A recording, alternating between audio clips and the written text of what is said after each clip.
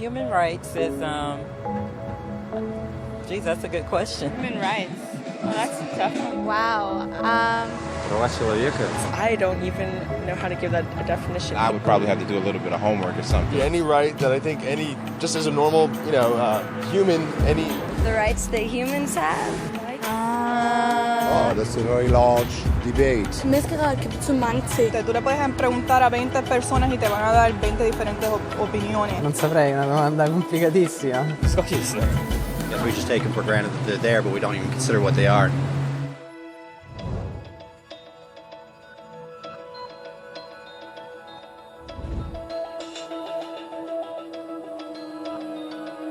Los derechos humanos son los derechos que tienes simplemente por ser humano. Es la forma en que instintivamente esperas que se te trate y el trato que mereces como persona, como el derecho a vivir en libertad, hablar con franqueza y ser tratado con igualdad. Hay muchos tipos de derechos. La mayoría tienen que ver con cierto grupo. Pero los derechos humanos son los únicos que le corresponden absolutamente a todo el mundo en todas partes. Eso significa niños, gente mayor, pobres, jugadores de básquet, basureros, cantantes de rap, maestros, africanos, indios, albanos, cristianos, musulmanes, cabalistas, ateos, tu madre, tu padre, el vecino y tú. Todos tienen los mismos derechos humanos exactos. En otras palabras, son universales. Pero la cuestión sigue en pie. ¿Qué son? Name the human rights? What the human rights are? The right to live. Equality between all peoples. Right to religion, the right to... Is there supposed to be a list somewhere I should be aware of? De acuerdo con las Naciones Unidas, hay un total de 30 derechos humanos, que generalmente se agrupan y se llaman simplemente derechos humanos. Se enumeran en la Declaración Universal de los Derechos Humanos, que es el documento sobre el tema más aceptado en el mundo. Pero llevó mucho tiempo para que llegaran. Al principio no había derechos humanos. Si estabas con la gente adecuada, estabas a salvo. Si no, no lo estabas. Pero entonces Ciro el Grande decidió cambiar todo eso. Tras conquistar Babilonia, hizo algo completamente revolucionario. Anunció que todos los esclavos podían irse en libertad. También dijo que la gente era libre de elegir su religión, sin importar de qué grupo fueran parte. Documentaron sus palabras en una tablilla de arcilla, conocida como el cilindro de Ciro, y así sin más nacieron los derechos humanos. La idea se extendió rápidamente, hasta Grecia, la India y al final hasta Roma. Se dieron cuenta de que la gente seguía de forma natural ciertas leyes, incluso aunque no se les dijera que las siguieran. Llamaron a esto derecho natural, pero siguió siendo pisoteado por quienes se encontraban en el poder. No fue hasta 1000 años más tarde en Inglaterra donde finalmente hicieron que el rey estuviera de acuerdo en que nadie podía invalidar los derechos de la gente, ni siquiera un rey. Los derechos de la gente fueron finalmente reconocidos y estaban ahora a salvo de los que estaban en el poder. Hasta cierto punto. Todavía hizo falta que un grupo de rebeldes británicos declarara su independencia antes de que el rey entendiera que todos los hombres han sido creados iguales. Es decir, no es que a él le gustara la idea, sino que no pudo pararles, y así nació América. Los franceses siguieron inmediatamente con su propia revolución por sus propios derechos. Su lista era más larga e insistían en que esos derechos no eran solo inventados, eran naturales. El concepto romano de derecho natural se había convertido en derechos naturales. Por desgracia, no todo el mundo estaba tan entusiasmado. En Francia, un general llamado Napoleón decidió derrocar la nueva democracia francesa y se coronó a sí mismo emperador del mundo. Y casi tuvo éxito. Pero los países de Europa unieron fuerzas y lo derrotaron. Y los derechos humanos eran una vez más un tema candente. Se redactaron acuerdos internacionales garantizando ampliamente muchos derechos por toda Europa. Pero solo a través de Europa. El resto del mundo de alguna forma todavía no cualificaba. En vez de eso fueron invadidos, conquistados y consumidos por los enormes imperios europeos. Pero entonces un joven abogado de la India decidió que ya había sido bastante.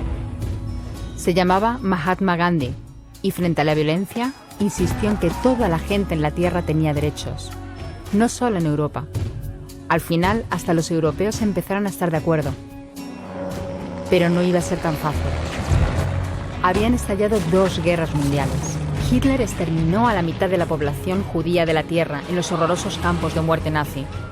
En total, 90 millones de personas habían muerto. Nunca los derechos humanos habían estado tan horriblemente cerca de la extinción. y nunca había estado el mundo tan desesperado por un cambio. De forma que los países de la Tierra hicieron causa común y formaron las Naciones Unidas. Su propósito básico era reafirmar la fe en los derechos humanos fundamentales, en la dignidad y el valor de la persona humana. ¿Pero qué eran los derechos humanos?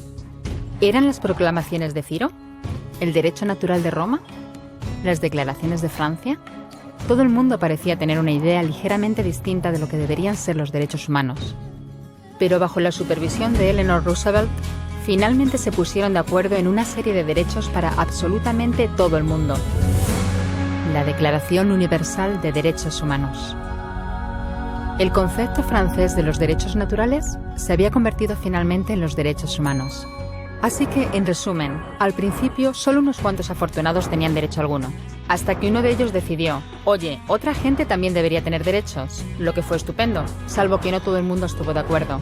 Y solo que llevó unos cuantos miles de años de lucha, declaraciones y más lucha hasta que finalmente todo el mundo estuvo de acuerdo en que los derechos humanos deberían ser para todos. Y vivieron felices y comieron perdices. Salvo que hay un pequeño problema. Si la gente tiene derecho a la comida y el cobijo, ¿por qué hay 16.000 niños muriendo de hambre cada día? 1 cada 5 segundos. Si la gente tiene libertad de expresión, ¿por qué hay miles de personas en prisión por hablar claro? Si la gente tiene derecho a la educación, ¿por qué hay más de 1.000 millones de adultos incapaces de leer? Si la esclavitud ha sido abolida verdaderamente, ¿por qué hay 27 millones de personas todavía esclavizadas hoy en día? Más del doble de las que había en el siglo XIX. El hecho es que, cuando se firmó, la Declaración Universal de los Derechos Humanos no tenía la fuerza de la ley. Era opcional. Y a pesar de muchos más documentos, convenciones, tratados y leyes, todavía es poco más que palabras en una página. Así que la cuestión es, ¿quién hará que esas palabras sean una realidad? Cuando el Dr. King se manifestó en pro de la igualdad racial, se estaba manifestando por los derechos que las Naciones Unidas habían garantizado hacía casi 2 décadas. Pero con todo, se manifestó. Cuando Nelson Mandela defendió la justicia social en la década de 1990, su país ya había estado de acuerdo en abolir esa discriminación desde hacía ya casi 40 años. Pero con todo, él luchó. Los que luchan hoy en día contra la tortura, la pobreza y la discriminación no son gigantes o superhéroes. Son gente, niños, madres, padres, maestros, individuos librepensadores que se niegan a quedarse callados, quienes se dan cuenta de que los derechos humanos no son una lección de historia, no son palabras en una página, no son discursos, ni anuncios, ni campañas de relaciones públicas. Son las elecciones que hacemos cada día como seres humanos. Son la responsabilidad que todos compartimos, de respetarnos mutuamente, ayudarnos y proteger a los necesitados. Como Eleanor Roosevelt dijo, ¿dónde empiezan después de todo los derechos humanos universales? En pequeños lugares cerca de casa, tan cerca y tan pequeños que no pueden verse en los mapas del mundo. Aún así, son el mundo de la persona individual, el barrio donde vive, la escuela o la universidad a la que asiste, la fábrica, la granja o la oficina donde trabaja. Esos son los lugares donde cada hombre, mujer y niño buscan justicia igualitaria, igualdad de oportunidades, dignidad igualitaria sin discriminación. A menos que esos derechos tengan un significado ahí, tienen muy poco significado en cualquier otra parte.